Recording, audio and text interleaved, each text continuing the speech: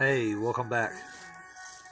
Well, we got some French toast on in mind. So this is like a day old bread you get at your local grocery store. It's $1. I think I paid for it. Let me get a knife.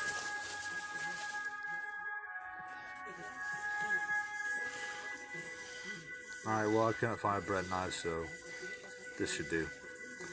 So, how you make your French toast? Do you use white bread? See, that's kind of about 3/4 inch thick. A little bit bigger than that.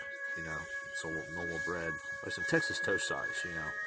Something that's going to, suck up that custard we're about to make.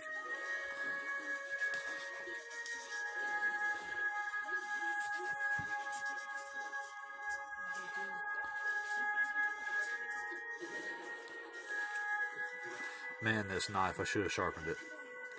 Because it is dull. Look at it. Come prepared.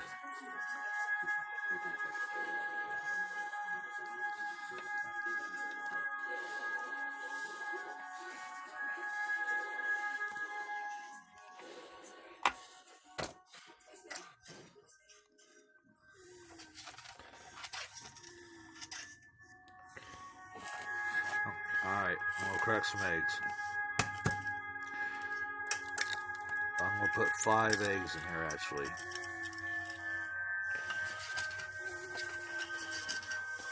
1, 2.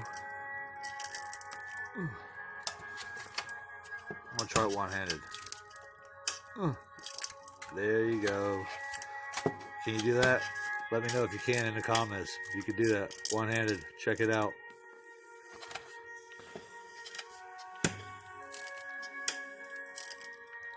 And 5. So I'm going to put a half a cup of milk.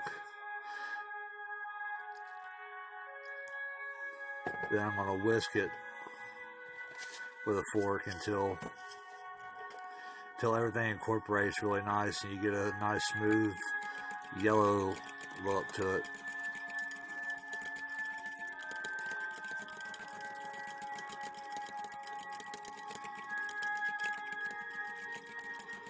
So what kind of seasonings do you guys use?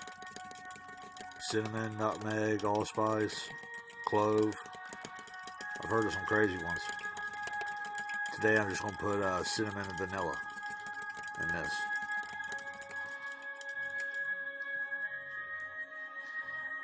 So I'm going to put some vanilla extract that I have, about a half a tablespoon.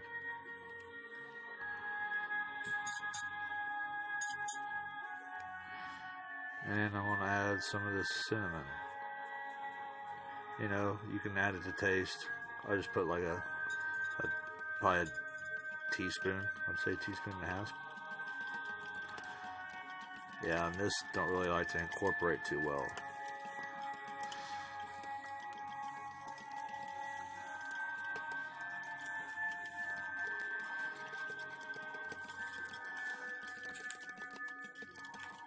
But yeah, as I was saying, leave your bread layout so it gets nice and stale.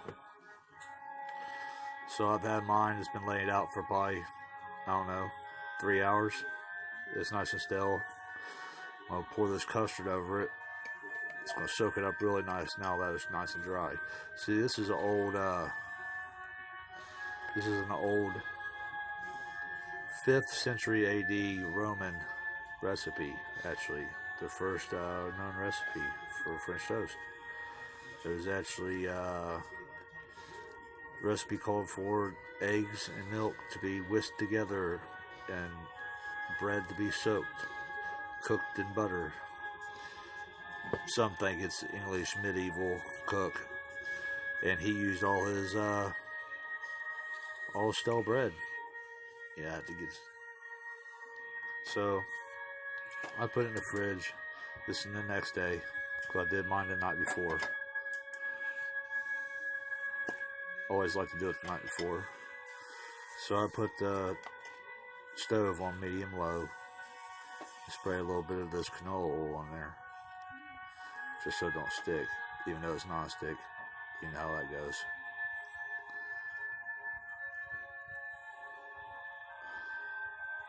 I'll place them in there just 2 at a time. This is just an 8-inch skillet. Plenty of room. Now, I'll let this sit probably for a minute.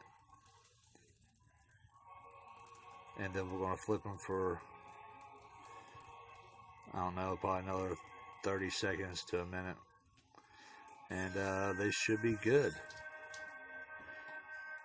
You want your internal temperature to be over 165 if you're, scared of rawness of the eggs or anything like that. You can check with the thermometer if you want, but a minute and a half on each side would guarantee you it'd totally be cooked through all the centers. Because it is an egg custard, and it is essentially like an inch thick egg.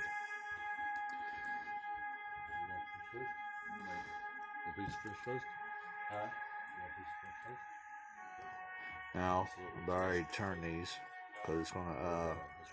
I can start to smell the cinnamon and the vanilla. It smells really good. I can't believe you guys can't smell this.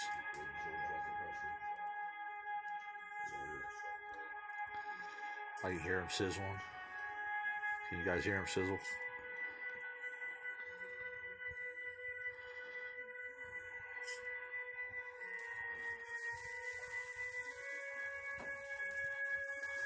There we go. Look at that. Look at that. GBD. Golden brown delicious.